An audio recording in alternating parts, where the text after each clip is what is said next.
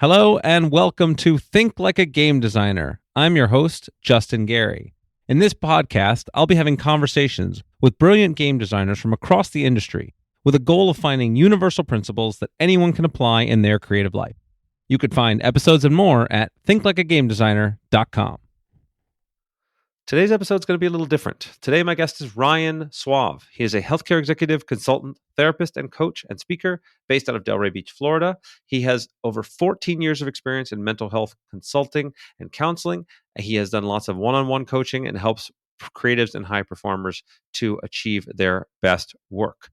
Now, I know a lot of people can get turned off by the idea of therapy and coaching and counseling, and I wanted to use this episode as an opportunity to demystify that process. I first met Ryan at a creativity retreat that I went on several years ago, and he really helped me to unblock some deep insights that I didn't realize I needed to have at the time. And so I wanted to be able to present some of those insights to you, and I talk about some of those paths and some of the kind of traumas and challenges in my own life that helped pushing through those things helped me to kind of get to where I am today.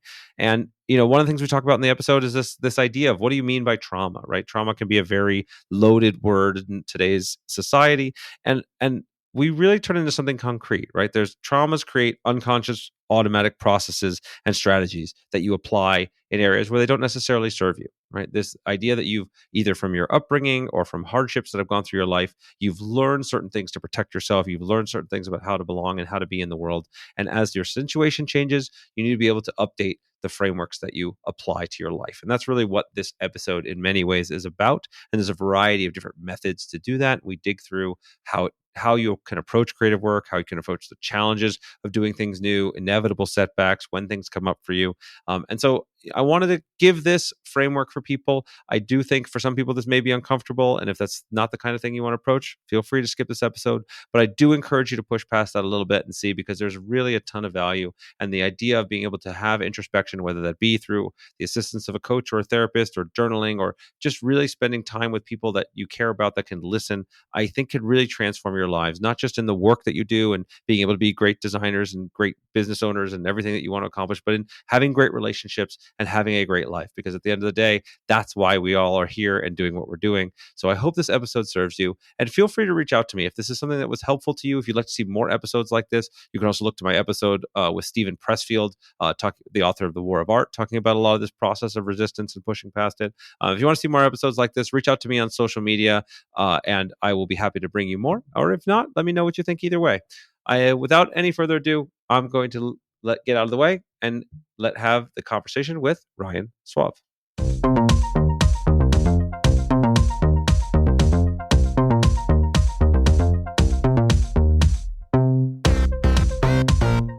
Hello and welcome. I am here with Ryan Soave. Ryan, thanks so much for joining me today.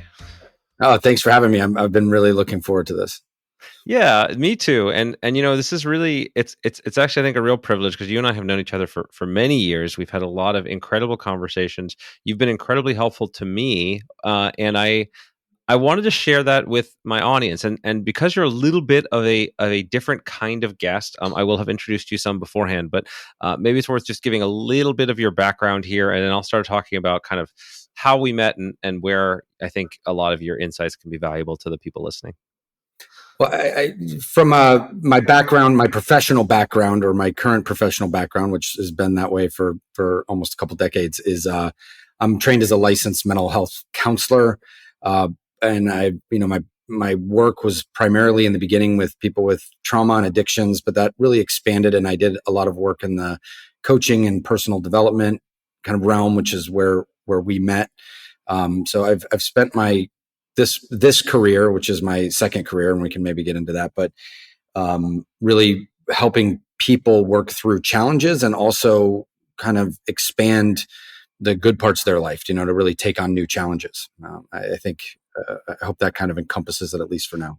Yeah, and it's a great 30,000 foot view, and we're going to dig into the details, because I spent a lot of time, obviously, sort of living a life of trying to be creative and build things, and I've spent now quite a bit of time trying to teach other people how to do creative work, whether it be game design, starting a company, writing books, all of these different aspects. I've worked with Fortune 500 companies working on creativity, and I find that the actual steps, like the concrete, like here's what you do, is not hard. No. It never is, right? I mean, I put everything that I could, in a book. There are plenty of other people who have written great things about this, but what's really hard is the emotional challenges. It's getting past blocks. It's getting past your blinders. It's being able to overcome these sort of triggers and traumas and fears that hold us back. And this is one of the areas where you have been super valuable to me. And one of my goals of the podcast has been to demystify a lot of this process of creativity and trying to live a life that you actually are proud of. And so that's why I'm really excited to have you here as a guest. What I'll kick off with is something that you said to me. We met at this, it was kind of a workshop retreat really focused on creativity, and I was going through a tough period where my company was in trouble. The projects I was working on weren't working so well. And there was a series of phrases that you said to me. I don't know if they stuck with you as much as they did with me, but I wrote them down and I still have them and I refer to them often. And it was: stay rooted, do the right thing, accept discomfort, relax, observe, and make choices based on the present circumstances, and use your vision and your values to guide your decisions. And there was so much to unpack out of that was super powerful. The one that was the most powerful for me, which I'll start with, and we can kind of bounce around, is this idea of accepting discomfort. Can you talk a little bit about what that means, to you, and why it's such an important concept? I in my practice as a therapist and a coach, and I also help run some behavioral health facilities where we treat people with addictions and mental health disorders. And I it's something I would never probably put on the website, or when somebody calls, they ask you what you do. But I think at the root of it, at least from my perspective as a therapist or a coach, and we'll start with as a therapist, is that we're helping people learn how to feel bad. We're helping people be able to lean into discomfort. Usually when they're coming to us in a therapy setting, there's something not working, and often when we discover what's not working, they don't like how they feel. I've been in situations when I feel bad, I don't like to feel bad. But that avoiding to feel bad stops me from moving through it. And when we can really lean into the discomfort of the negative feelings that we're experiencing, then instead of avoiding them, we can actually work through them and make decisions based on what's happening, not based on what I wish wasn't happening. Right. And so it's like anything, I mean, if you want to improve in anything, if you want to build bigger muscles, you have to go through the discomfort of waking up, going to the gym, lifting weights, eating right. It's not always comfortable. If it were comfortable and easy, no one would be coming to me to ask for help as a therapist or a coach, and no one would probably be coming to you saying, how do we design this game better, or this company better, or something like that. Yeah. So there's another, we've talked about. I've kind of been working on my new book, and one of the chapters I titled "Time Management is Pain Management." And what I mean by that is, everybody talks about time management. If I could just have this, right journal and this system and this getting things done things, it's like, whatever. What really happens is we all have the same 24 hours in a day. But what we do is we avoid the things that are the most important because they're the most uncomfortable, right? Sitting down and trying to work on a new prototype and test it with somebody, or a new book, or putting your business idea out there, or doing like the hard work of really trying to solve difficult problems, it's very uncomfortable. And the natural instinct for everybody is to run from it. And so in the most extreme cases, this turns into addiction, and, you could be doing drugs and alcohol. But in the common case, it's like, oh, okay, I'm just going to check Twitter or X or whatever for a while. I'm just going to go and do something that's more, just easy for me to do. I'm going to run away. I'm going to get distracted. I'm going to eat food. I'm going to do something that relieves the pain in the moment, and that prevents you from getting through to the other side, where there's a real satisfaction of creating things and doing things that are really hard. I think that is just true for everybody. I would guarantee that everybody listening, and I'll give another little hook to this too, because it's sneaky. Like I had Stephen Pressfield on the podcast before, and he talks about this idea of resistance. And this is the resistance is always pushing against you.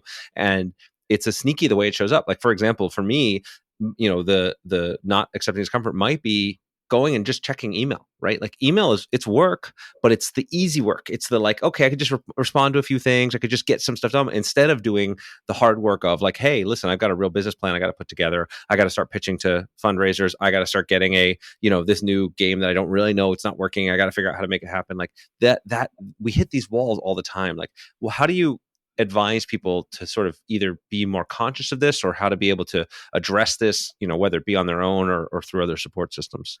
That's a great question. And when you're talking, it brings up probably about 15 years ago.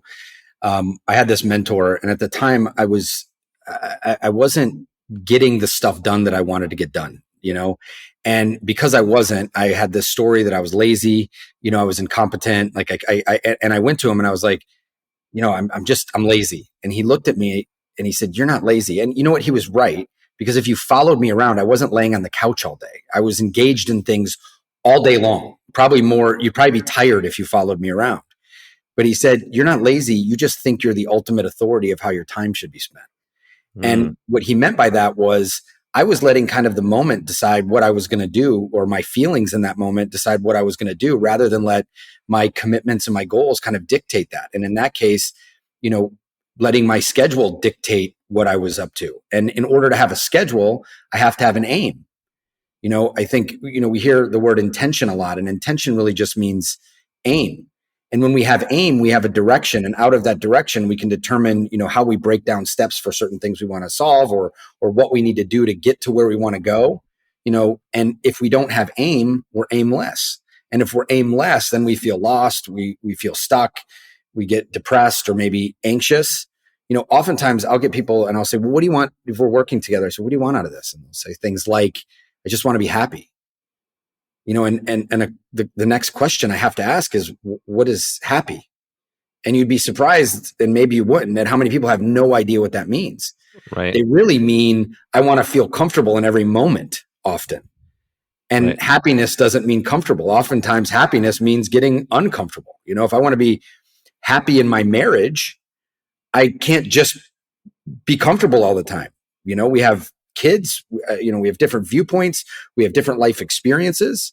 That's why, when I got married, we said we committed to each other. I have a ring that reminds me of it. I don't need this ring and commitment for when I look at my wife and think about her and feel about her like the moment we first met and I was scared to ask her out. This is for when stuff's going like really hitting the ceiling, like we're disagreeing about things, and then I can sit in that discomfort and move through it. So I think first we have to have some sort of aim, and then out of that aim, we can develop commitment. And another mentor of mine described commitment as the commitment is what we access when all the good feelings that we had when we made the commitment fall away.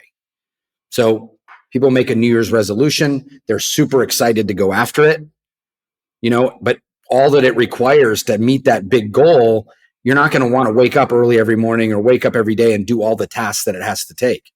And so the desire to do it isn't going to fuel like our motivation or get things done. We have to be able to trudge through when things get hard. And that's where leaning into the discomfort really comes into place. Yeah. And so, to get concrete with it, I think there's two things I heard there, right? So one is about having an aim. And I would emphasize that it needs to be a clear aim, right? A lot of people, a fuzzy goal is worse than no goal at all, right? Like this idea of I want to be happy, I want to be successful, I want to, like those are impossible to achieve goals that you never know when you're really there, right? So I always try to force people, and this is something I learned a lot from designing games, frankly, right? In games, they are part of why we love games is they give you a very clear goal. They give you very clear borders to play in, with it, and then from within that box, you can now make decisions. You can now get motivated. You can get excited, and we sort of take something in a game. We take for granted that whatever the goal is, get however many points, reach the other side with the ball, whatever is a meaningful goal, right? We just there's this magic thing that happens to us when we play games. In real life, you have to make that happen for yourself. You have to make a goal that's very concrete and be very clear about what it is that's important to you, and then use that to kind of drive you forward. And so I think that is a one really important piece I think a lot of people get wrong. And then the second piece that I heard is this idea, of being able to sit in the discomfort as you're committed to something. And that's one where, boy, oh boy, I've been doing this a long time. I may feel like I'm good at this sometimes, and other times I don't. And so is there advice that you have for like what makes it, you mentioned having the ring, right? And actually, do you think physical reminders matter? I mean, actually, for those that are watching, like I have physical reminders on me, right? This is a memento mori that I have around my neck. That's like a reminder that I'm going to die, that I keep to remind myself when I start doing things that are stupid or pointless or not wasting, waste my time, my perspective. This helps to remind me. I do think physical reminders can be a part of it. Are there other tools that you find people can have in their toolbox to help them to stay committed to these goals, to remember in those moments where, look, I'm not feeling it, man. I want to sleep in today. I don't want to go to the gym. I don't want to have to do, I don't want to stay on my diet. I don't want to do that next project or next iteration of my design. Yeah, I mean, I think a physical reminder is it can be wonderful for people, and different things are going to work for different people. But what we want to accomplish with it is keeping it in front of you, because we'll forget the reason why we're doing it. If you forget the reason why you're doing it in the middle of feeling like crap or not wanting to do it, you'll go, like I always use, I'm a parent, and with people who have kids, there's a lot of things you do with kids, especially when they're young, that if you had all of the possibilities of choice, you wouldn't do, right? When you have a baby, if it could be up to me, the baby would sleep through the night, right? But the baby's going to wake up and, cry and scream for something. They're having teeth coming in. They're hungry. They need to be changed. And, I'm going to be in a dead sleep, or my wife's going to be a dead sleep. And this baby's, scream. And like, I love that kid so much that I'm going to do anything for it. That doesn't mean that I want to get up and get out of bed and do it, but I'm going to do it anyway, because I know why it's important. I know that taking care of that baby, and it's easy for me to see that, especially with a baby, because they can't be left alone at all, right? It's this constant vigilance. So it's easy to stay in front of you. Like I want this, I want him or her to be safe. I want them to be protected. I want them to grow up and feel important. And so I'm going to get out of bed. We don't always remember that with the goals that we set. So you have to kind of make up your own, we hear people say it a lot, and it might be cliche, but it's true. Like, why are you doing it? Make up your why, right? What's the reasoning behind it? Why is it important to you? And then you can put that in front of you. And I like to be able to put that in front of us on a daily basis. You do that with your journal, and you and I had that discussion recently. I was doing one very similar to that. And thank you for sending me one, by the way. It's great. But to be able to put your plans out in front of you on a daily basis, and also include what your aim is, not only your aim for, your life goals, but your aim for that day. Because sometimes just completing that aim for the day is going to move you forward. That was kind of like in what you said, keep moving forward. Stay rooted, keep moving forward. The stay rooted part is remembering what you're going after and why.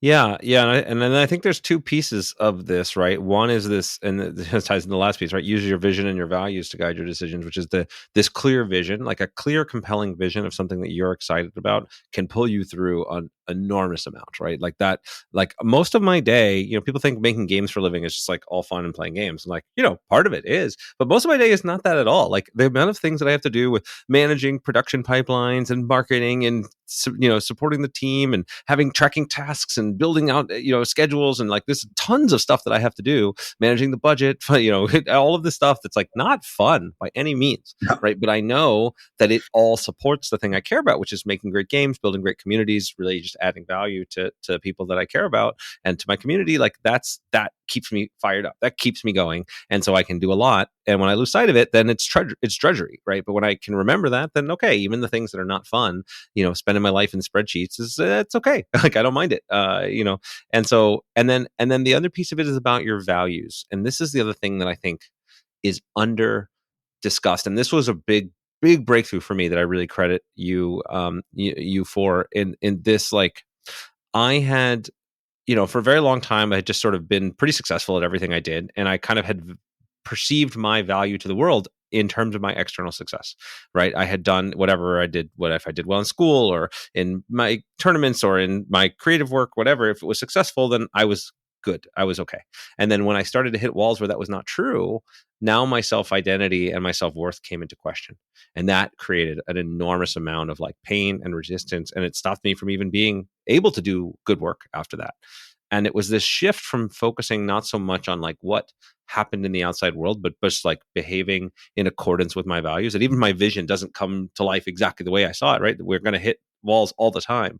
That having something that's internal is saying, okay, listen, if I'm living true to this, what I believe in is important for me, and I'm, being honest and having integrity and, working hard and, being good to the people around me, like that's what matters. And I can do that regardless of what happens in the outside world. Yeah. And that shift was so powerful. I don't know if I did it justice, but it's going to be a lot hard for people to hear this. I think maybe you can kind of try to articulate this in a better way. Well, there's a couple things in what you said. And number one is, when you articulated earlier that you got to have a clear vision and something that you can accomplish and when you get there, that's really important. If we get too oriented in that way, then it's kind of like, I'll be happy when I complete this, right? And some of our things might be, but if we're choosing from what's, our vision, but in this case, our values, if we're living out our values and what's really important to us, and we're clear about those, then along the way, we can have the experience of life that we want. I often ask people when they say, I have this very clear goal, and it might be to, in your case, complete a game, right? And so the question will be, what do you believe that'll provide you? Right. And in looking at that, you might look at, okay, that's going to, I know that I'm going to be, valuable to the community that I serve. I know I'm going to feel accomplished. I know that other people are going to have a joy and connection, and so will I. And so you've got joy, connection, community, right? And so I would ask, okay, if you think that's what's going to be provided at the end of this goal, which when you accomplish it, maybe not the end, but at the accomplishment, like how can we access those things along the way? So that you don't have to wait until you get there, because it's not an end game, right? So, and understanding what's important to you along the way. There's a great, I'm probably going to butcher the quote, but I think it's St. Augustine who said, well living depends on reordering your loves. And what I think he was trying to say is, whatever we're loving the most, or whatever we're making the most important on a daily basis becomes kind of our master. He was probably saying our God, we become a slave to it. If money is the most important thing and it's at the top of the list, then I become slave to that. And it doesn't mean that money can't be important to us, but what are the values that are most important to us? And are we living that out? Regardless of what my financial situation is, regardless of where I am on the track to accomplish that goal, if family is the most important thing to me, am I living out of making my choices out of what's best for me and my family, regardless of what's best for the goal that I'm trying to accomplish, as an example? Yeah. And society like will default put these goals in front of us, right? That I need to be rich and I need to be famous and I need to have a six pack and I need to have, right? Like all these things that we see on social media or wherever, that this is like what success looks like. And that may or may not be the right answer for you. And also, you're only seeing this sort of, cookie cutter front version of what other people are living. And what, the reality is, as someone who's gone down that wrong path, because I went and, thought I was supposed to be a lawyer because my family were all lawyers and that's what I was supposed to do. And I was successfully making myself miserable for many years before I learned not to do that. And also someone who has succeeded and accomplished many of my own goals in life and exceeded plateaus that I had imagined for myself. That doesn't suddenly make your life magically better, right? All of a sudden there's new problems and there's new things you now want to do. Like this idea that there's some finish line that once I get the house, the car, the project, the bank account, the wife, whatever it is, right? That anything that you think it is, that's not the thing that's going to make you happy. If it is, it's a very temporary blip, right? And so this idea of being able to look internally and enjoy the process, as cliched as that phrase is, becomes really important. And it's, again, not just like for woo-woo, your own like personal happiness, but in fact, you are better at doing your work. You're better for everything. You are more likely to get those goals when they don't become the end all be all, because if that's all there is, then you burn out. You come at this with a very closed mindset. I keep having to kind of refresh that for myself periodically when it's like, okay, things aren't working out the way I wanted to.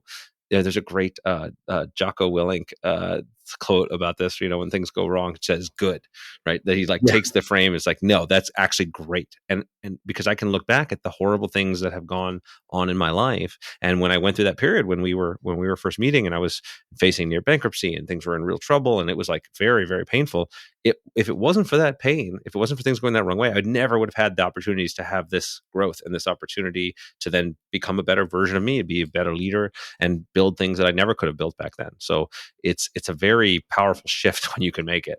Nobody goes to the movie for the person who accomplishes all their goals and never experiences adversity, right? No one wants to just see the person that everything goes right all the time.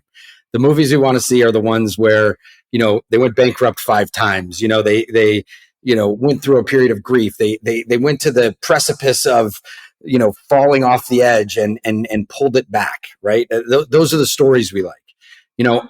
I I want to have had done that. I don't want to have to go through it, right? But it's Right. something I always want.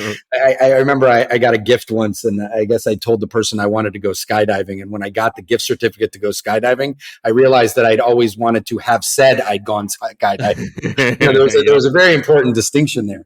But Yes. I'll take what you're saying even a step further. If we're not living out of those values and enjoying the ride, as you say, or the process, and living a life that's principled and full of our values along the way, when we accomplish those goals, life doesn't necessarily get better. In fact, for some people, it gets worse, Right. because now there's a cognitive dissonance of, I thought that when I reached this peak, right? It's kind of like the idea of a false peak. Like you're climbing up that mountain and then you get there and, oh my God, there's another like 3 peaks above you, Yeah.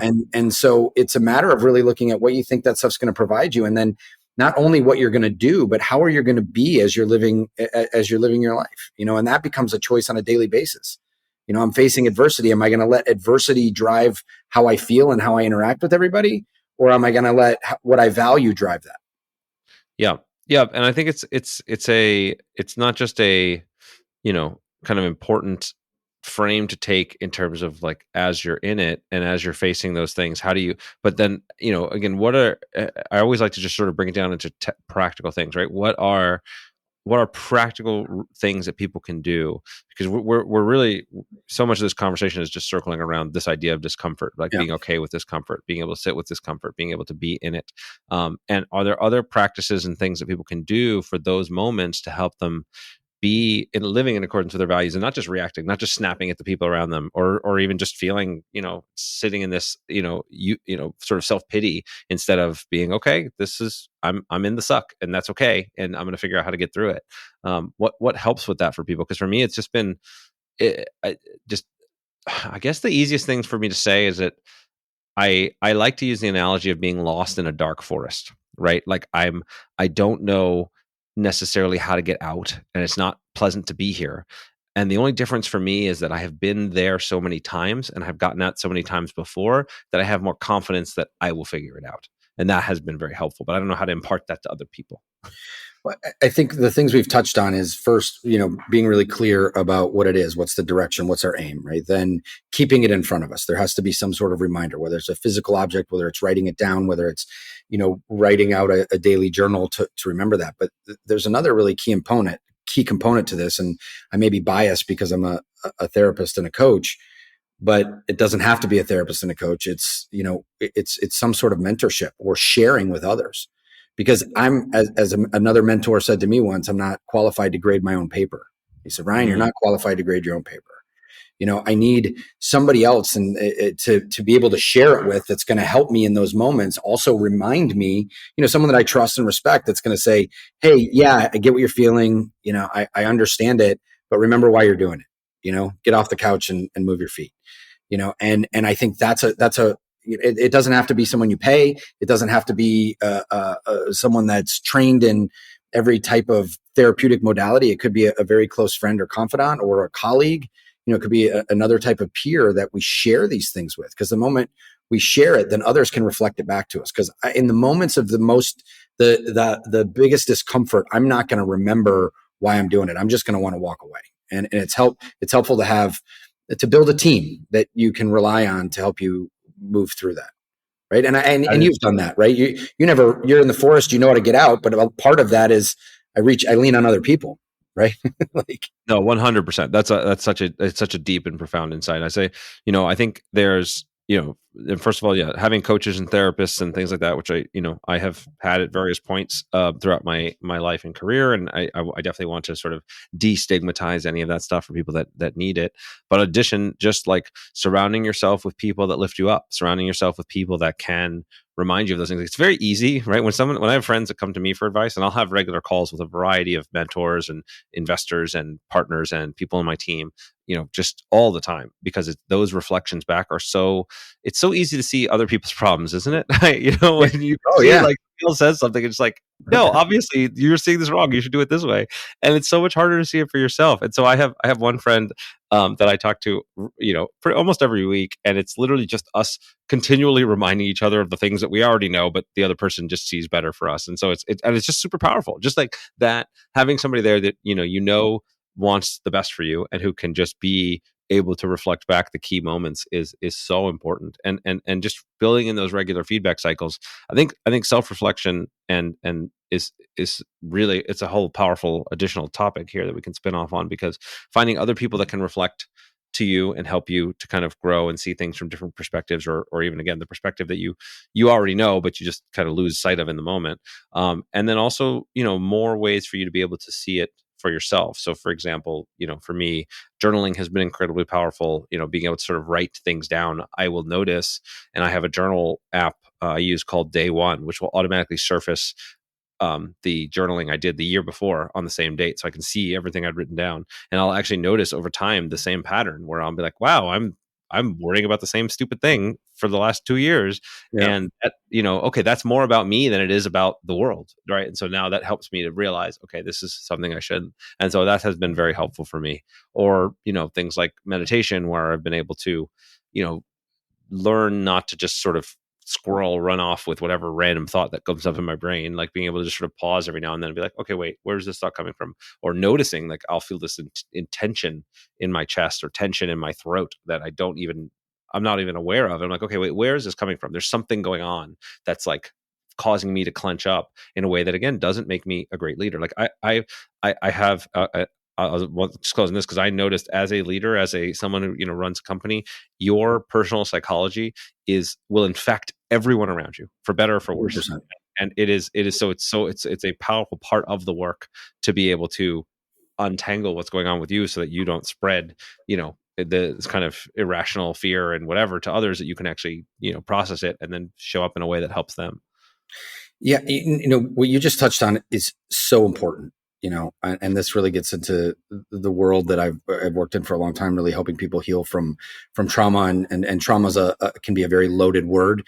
I really just kind of look at it as the ways we were shaped that become kind of automatic, unconscious processes that we start applying to almost all situations, and they work in the situations that they need to be applied to, but in other situations they don't apply. Right? Sometimes we can be shaped in a way that we have kind of one gear. I've worked with a lot of executives that are very good in transactional relationships, right? They can handle any sort of stress in a large company. They can be a leader in a way that's like almost unshakable, yet they can't keep a relationship together, or their kids don't like them.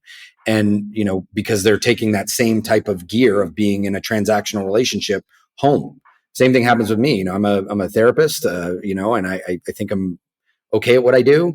But when I come home at night, my wife doesn't want me to be her therapist. And I got to remember that, I got to take that off and become husband and dad. It doesn't help me with my little kids to like project what they're saying now and what kind of adult they're going to be, and then react to that rather than, they just want to play a game in the backyard. Right. So understanding and being aware through self-reflection and, doing some work on it to understand where these kind of automatic unconscious processes and strategies are that we've developed, to be able to be aware when they're kind of rearing their head. And going into the body, like you said, is one of the best ways to do that. If you're feeling a certain way that you don't want to feel, or it's negative, or you don't feel is conducive to the situation you're in, stop. Just become aware of what's going on. You don't need to know where it comes from. Like, notice, where am I holding tension? Where am I holding my breath? Where do I feel like I need to get up and run away? Do I feel like I want to shrink down and hide? And just allow yourself to experience it. Maybe even just name it. I'm feeling tension in my chest. I'm feeling heat in my belly. My breath is slow. I feel tired. And just really noticing it. And sometimes you don't even know where it comes from, but as you name it and notice it, it can kind of like let yourself move through it like a wave passing through. And then you can kind of see the world as it is. Because lots of times in reaction, we're seeing the world not as it is, but as we were. We're seeing it through the lens of our history. And when you can just stop, slow down, and it doesn't have to be a long meditation. It could literally be, I'm going to sit here for a minute before this meeting or after this meeting and take 7 breaths, and just kind of name what's going on in my body. And then you'd be surprised at how much we can get in touch with that, and really it can make a difference in the decisions we make, as we move through it.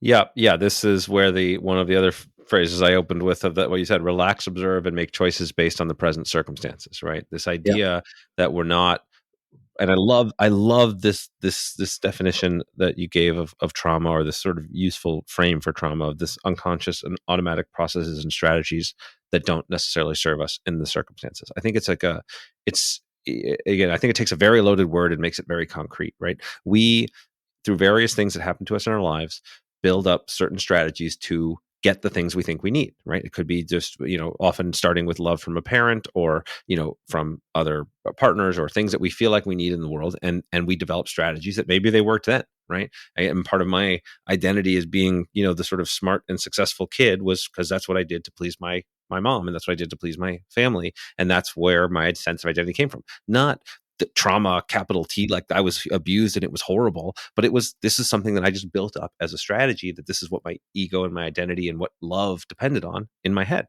And it wasn't until I was able to realize, hey, that really does not serve you as an adult. That really does not serve you in the world. And I wasn't even aware of it. And so I think it's just, again, I started to bring this stuff up because I think there's a lot of people out there who, if they are like me, they come at things with a very analytical mindset. They feel like everything should be just very solvable in your head, basic problems in front of you, and we don't realize how much these sort of unconscious frames just like put blinders on. So we just make certain decisions and start acting in ways we don't even know where they're coming from.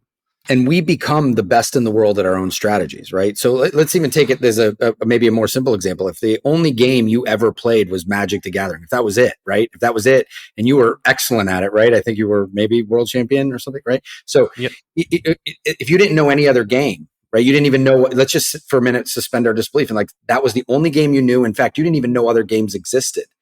And then all of a sudden I came to you and said, here, this is chess. And you see the board, and then you start playing chess like Magic the Gathering, which I don't know all the rules of that, but some of your skills are going to transfer, right? You're going to be able to maybe think strategy, but if you don't know the rules and you're playing it that way, it's not going to match up. You're not going to succeed. In fact, and it's not only about winning, you're going to like look crazy and feel crazy because you're going to start throwing cards at people or something like that. Forgive me for not knowing what it is, but I love that you're trying to bring it into my world. This is I'm trying my best. No, I appreciate it. What I'll piggyback on with that is, I think is important, is that it's not that the strategies don't serve us. In fact, right. It can serve us very, very well for a very, very long time. Like, I achieved a lot of the success in my life because I was driven to make sure that I was 100%. successful and perceived as smart and did the things. And so it went, and I had this, massive work ethic, and I had this massive things of like, so it got me a very far way. And so a lot of these unconscious strategies, they feel like they're a necessary part of us. And it takes a little while to sort of untangle. It's like, okay, wait, hold on. Can I keep the work ethic, but lose the self-hatred that comes from not achieving a goal, right? Can I untangle those two things? But even the self-hatred, I would say, and maybe I should be careful in how I say this, but it has there's a part to that when it doesn't get all the way to hatred. When you're analyzing yourself or judging your actions, I mean, that's important. It's important to look and say, these are my plans for the day. This is where I want to aim. Like, how did I do? You don't want it to go all the way to self-hatred, but we want to be critical. We definitely do. And the problem isn't like you said, it's not the unconscious patterns. It's that they're unconscious. We want to move our history from being a liability that drives us to an asset that informs us, so that I can choose, like, work ethic is there. I want to use that right now, but there's also a time to relax. I don't want to be on vacation with my kids and use work ethic. It's going to drive them. I'm going to be like, get up, kids. We got to do our chores. You got to do this. It's not going to work. So we want to be able to identify what those, what we're really good at, and be able to employ it when it's time to employ it. And then that becomes great power. If it's just automatic, I mean, there are some things we want automatic, right? I don't want to have to learn to walk and talk again every day. I want my breath. If I had to remember to breathe, thankfully it's an automatic unconscious process. I lost my keys like 6 times today, right? I would be probably passed out or dead, right? I'd forget to breathe. But, when we're talking about how we use these strategies in relationships in our daily life, We want to be able to garner control over them in a way. Right. Yeah. So there's two angles on this one. One, I 100% agree. Not to say that like the parts of you, it's not like you're going to sort of destroy or not have these parts of you. It's just that you're going to sort of make friends with them, right? You're going to say, okay, look, I'm going to pull in my work ethic and kind of self-critical area at the right time. Or so, for example, in the process where my sort of game design core design loop, brainstorming is a really key part of it. And to do brainstorming properly, you have to turn off the critical evaluating part of your brain for a little while. Like, in order to generate as many ideas as possible, the part that's the self-censoring part will actually slow you down and will prevent you from coming up with these crazy, different, more interesting, creative ideas.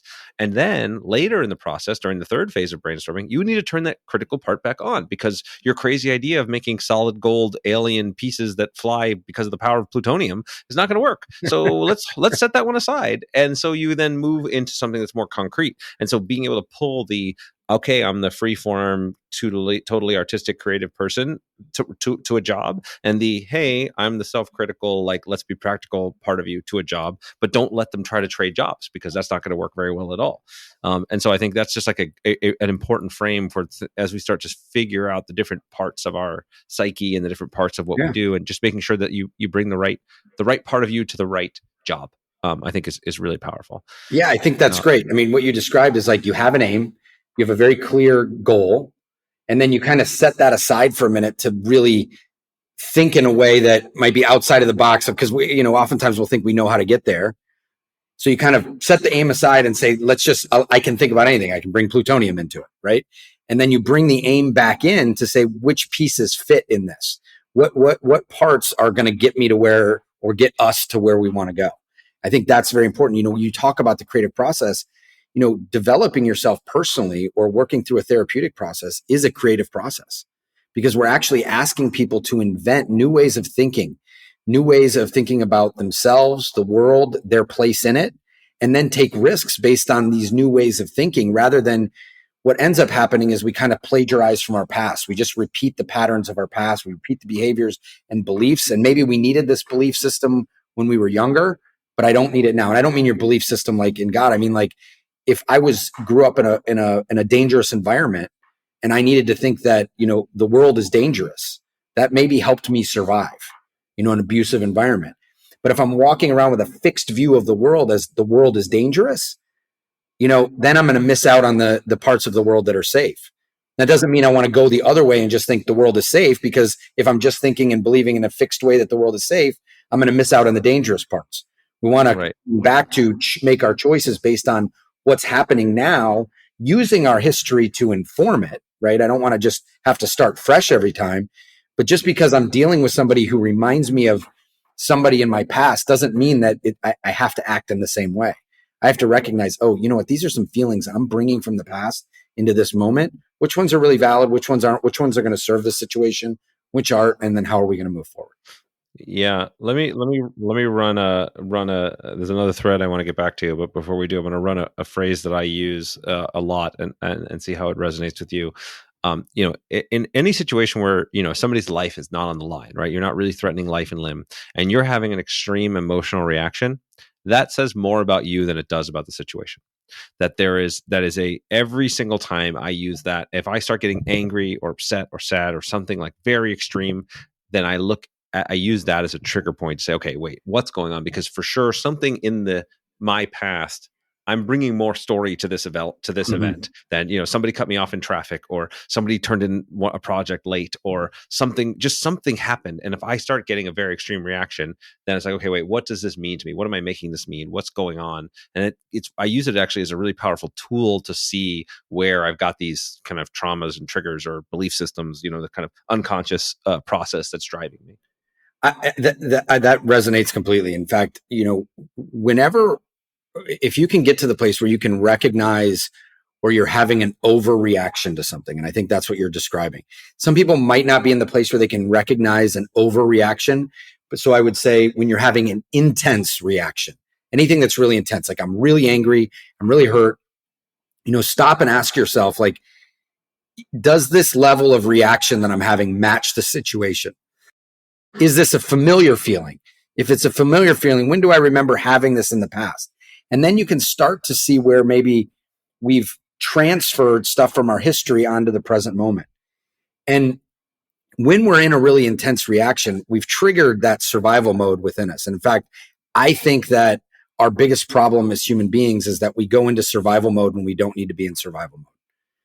You know, we react to situations as if they're life threatening, and most people aren't reacting to it going, you know, I'm going to die from this. But if we're very anxious, if we're very scared, if we're very angry, it's triggered that same part of us.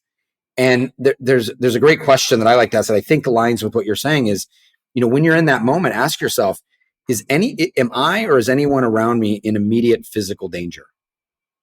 If the answer is no, there's probably nothing that can't wait 45 seconds, 45 minutes, a day or two. We might not even have to react to it. If there's if someone's in immediate physical danger, get out of the way. You know, I mean, go into reaction. Like I always say, like, we don't want to lose survival mode. If you and I are walking across the street and a car's about to hit us, I don't want to stop and meditate and breathe and journal, right? I don't want to have compassion for the driver. I want to get out of the way, or I want you to get out of the way, and I want us to push each other out of the way so that we live. The problem happens when I go home and my wife says something that hurts my feelings and I react to her like she's a car about to hit me. And so to be able to recognize those situations that happen all of the time, where are we having more of a survival level response to things that don't require that?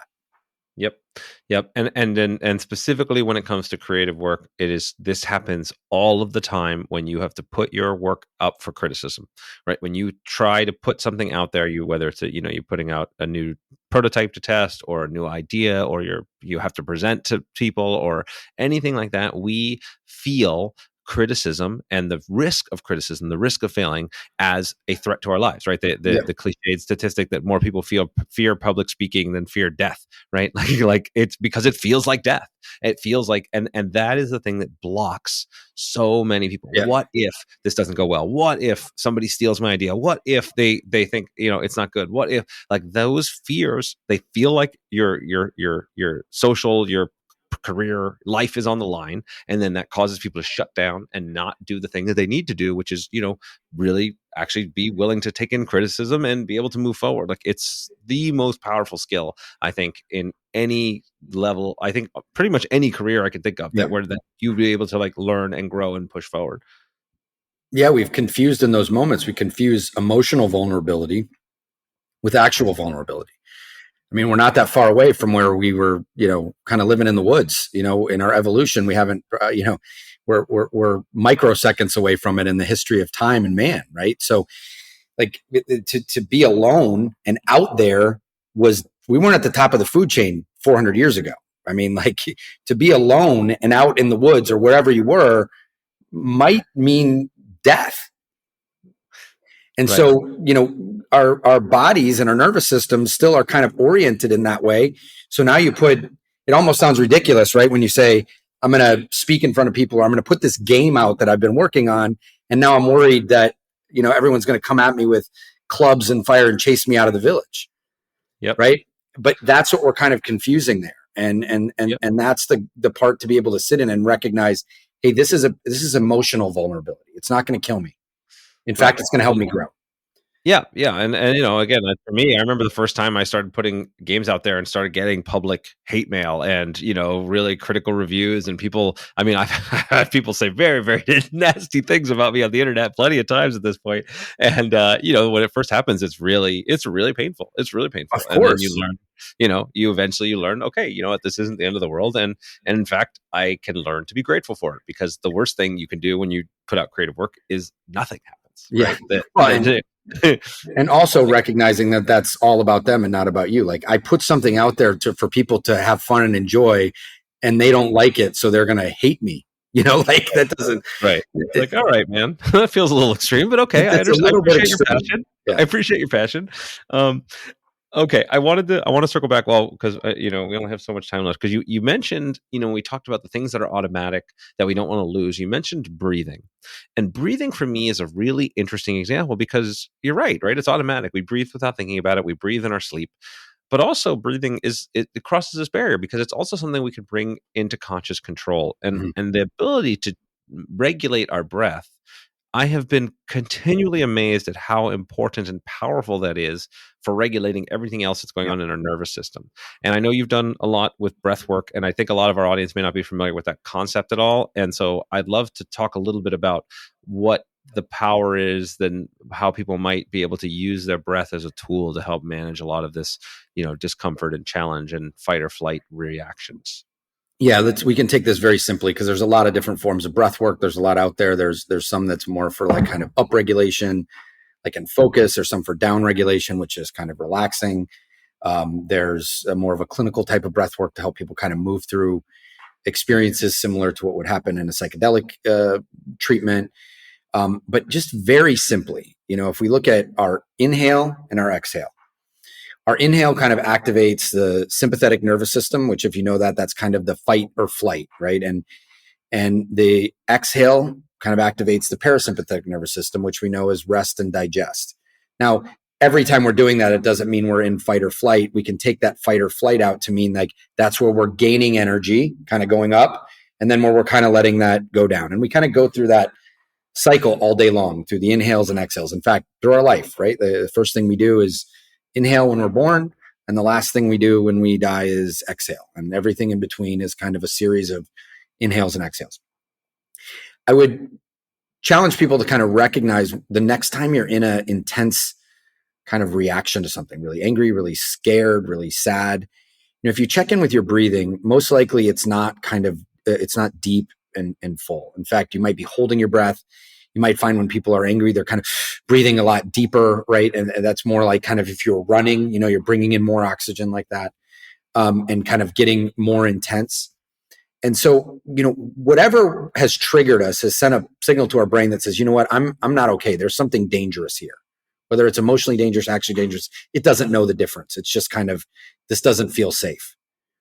If in that same moment, when you recognize it, you can actually slow your breath, take a slow, deep inhale and a really long exhale. Actually, when we tell people to take a deep breath to relax, we should probably be telling them to take a long exhale. I mean, you have to inhale to exhale, but it's really the exhale that we want to focus on, because that really takes us into that rest and digest, the parasympathetic nervous system.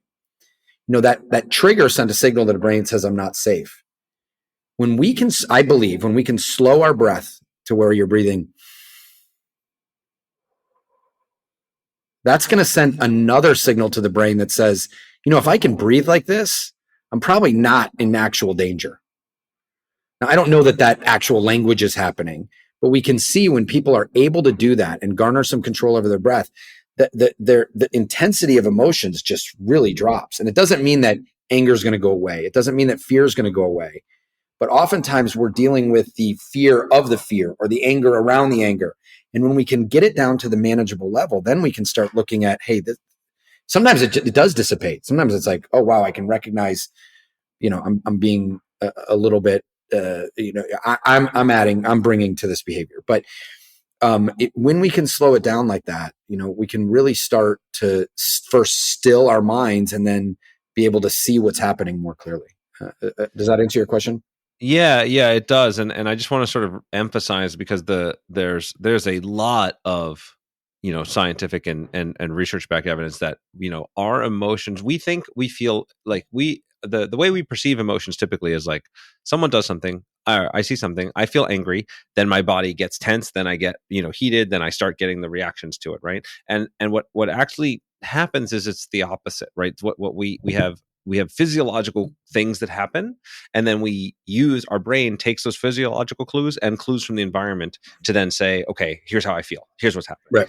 For example, there's some well done research on with the bridge experiment, which is a really fun one, where they basically will have a Confederate ask someone a bunch of questions on a bridge, and so it'd be an attractive female that'll ask guys a question, and either it's a regular normal bridge that's concrete and safe and normal, or it's like a rickety kind of touristy style bridge, and they'll ask them these questions, and the overwhelming amount of guys that then later report her as being more attractive and or are likely to ask her out increases dramatically on the rickety bridge. And the reasoning for this is that the physiological response that comes in from being on a rickety bridge and being a little scared, they see an attractive woman and they say, okay, that same physiological response is arousal and attraction. And in other cases, it can be excitement and enthusiasm. And that same physiological response is happening in all of those cases. And so, but because of the context clues, people will assume that it's okay, hey, I'm more attracted to this person, right? And so there's these really interesting things. So if you can downregulate, either, choose different interpretations of the environment around you. This is why it's great. You want to take a date to a scary movie, right? They can get them more excited about you than when they realize that they're really safe, and the fear of the movie maybe isn't the thing that they're feeling. Or that when you can sort of downregulate your physiology, your body will interpret the environment that's going on, this kind of stressful meeting or whatever, right? Even in the military, they'll advise things like box breathing and other areas to get people to regulate and calm themselves, even in very, very dramatic situations that are far worse than anything, hopefully, anybody listening has to face. So I think that this is, again, I know this, and I wanted to bring you on in part because, like, I know I fell into this trap for a good 30 years of my life, where it's just like very cerebral in my head. Like, I think I kind of have all the answers, and it took this being more aware of my body, being more aware of my unconscious kind of processes and patterns, to help kind of become better at all of the things that I do and all that I care about. And you were just a big part of that for me. And so I'm really grateful that you're able to kind of provide some of these tools to others, or at least an awareness, right? This is not this is a journey that we're all on forever, right? I still continue to work on myself. I still continue to find all of these things, new fun unconscious patterns that I didn't realize. But it's a great journey to put people on. And so, as we kind of start drawing to a close, I'll say, what other sort of either tools or options do you present to people, or if people want to, work with you or find, things that you're affiliated with, what would you point people towards? And again, it could be books, it can be, therapists, it could be anything you want. Just I want to kind of give people a path if they feel like this has resonated with them.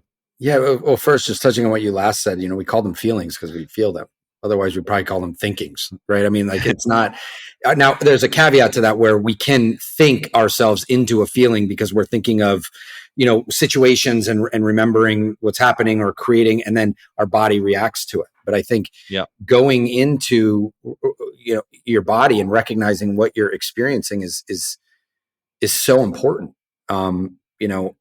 We get confused with that. We'll pay money to go get excited, right? Like, I'll pay money to go to an amusement park and ride a roller coaster. But if I wake up like that on a Tuesday morning, I'm going to check myself into a hospiple, right? Like, it's very different. So we want to understand what's going on, and, I think, you're providing a great platform for people to start looking at themselves. I think that, if you want to get into coaching or therapy, I think that's a great thing for people. Find people that are kind of seem to align with what you're doing, interview them, find out what it is they can help you with. What I would say is that, going to therapy and coaching when you're in the second best time to do that is when you're in crisis.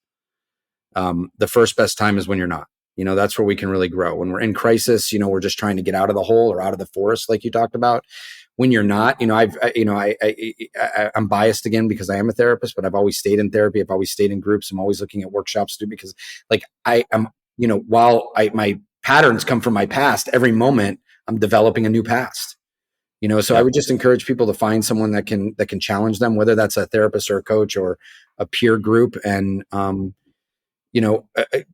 sometimes you don't know what your aim is, and that's okay too. So get some help figuring that out. Yeah. And I mean, I it's one of the things I love the most about, I've taught game design for a long time and put out the book and this podcast, but we have the sort of our Think Like a Game Designer masterclass, is like just a group of people that are all up to the same stuff. And the fact that, I've said this for a long time, like, I'm not the secret sauce of that group. It's the fact that everybody is there to support each other. And so for, obviously finding a great mentor or coach or therapist is I also recommend, but just finding that peer group and others who you can be open with, who are there to support you, who are sort of going through the same struggles or have gone through the same struggles, that is, to me, is as sort of a non-negotiable in life. Like, you have to find that. It's by far more impactful over time. I mean, you're not going to be in any moment and just go see your therapist, but if you develop the right group of peers or friends or people who are going to challenge you, you can reach out to them at any moment. I take that. I do a little journal that's similar to what you have, and I do it on my notes on my phone every morning, and I send it out to 6 guys, and they send it back to me, or theirs back to me. And none of them are therapists, and I'm not treating them like they're one of my clients. And lots of times they're not responding, but I know that I'm sending it out, and just knowing that I'm sending it out, I'm like, I better do something about this, right? Or they'll check in with me if something's going is challenging. If people want to find me, they can go through the bio that I think you're gonna post. I'm happy to help people or point them in the right direction. Yep, I appreciate it, Ryan. Thank you so much for taking the time. Thank you for your friendship and your support over these many, many years. And thanks for sharing your wisdom and insights here with the audience. I look forward to getting to do this again back in the cold plunge sauna session next time I'm in town. Yeah, we'll do that for sure. It's waiting for you. All right. Thank you. Yeah. Thank you so much for listening. I hope you enjoyed today's podcast. If you want to support the podcast, please rate, comment, and share on your favorite podcast platforms, such as iTunes, Stitcher, or whatever device you're listening on. Listener reviews and shares make a huge difference and help us grow this community, and will allow me to bring more amazing guests and insights to you. I've taken the insights from these interviews, along with my 20 years of experience in the game industry, and compressed it all into a book with the same title as this podcast, Think Like a Game Designer. In it, I give step-by-step instructions on how to apply the lessons from these great designers and bring your own games to life. If you think you might be interested, you can check out the book at thinklikeagamedesigner.com or wherever fine books are sold.